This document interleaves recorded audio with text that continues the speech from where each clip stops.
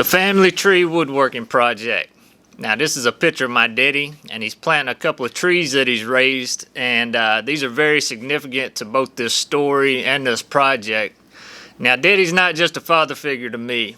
I was medically retired from the military about 4 years ago, and I was forced to move back home with him and mama, and you know, he serves as my best friend. He's my guidance counselor.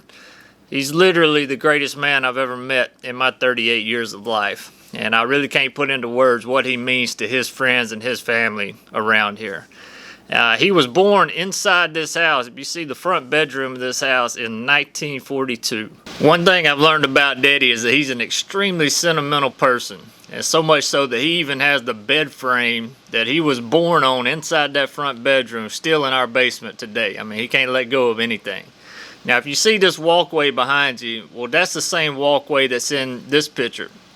This is a picture of a newborn Daddy in 1942 being held by his mother and his older sisters there in the foreground. And it's amazing. You can really tell it's Daddy when I zoom in just from the resemblance. And take a look at that, man. I mean, he hadn't aged one day in 77 years. But what I really wanted to get your attention was to the trees in the background, and especially that tree on the right-hand side. Now, if you can't tell, that tree on the right is the same exact place where he's planting those small trees from the first picture. Now, there's one thing that Daddy loves as much as friends and family, and those are trees. It's not dogs, cats, or horses. Those are just animals to him. But trees, those are family. Well, those two trees in the background died about 10 years ago, and Daddy, being the sentimental purpose, he scooped up some acorns from them and sprouted them and raised them and babied them.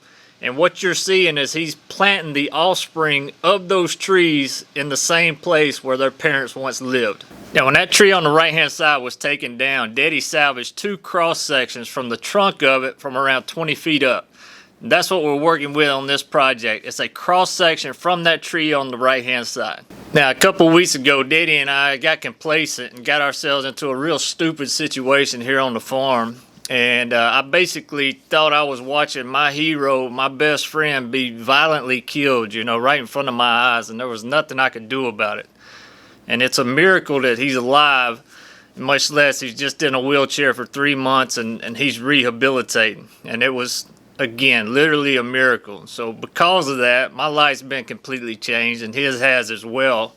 And this project has taken on that much more meaning for me personally, mainly because of what it means to him. So on to the project itself. I started with a cross section similar to this, and then I router planed it down on both sides, then cut a strip about 12 inches wide out of it, built a frame around it, and backfilled it with black epoxy resin, and then sliced it down the middle on the bandsaw.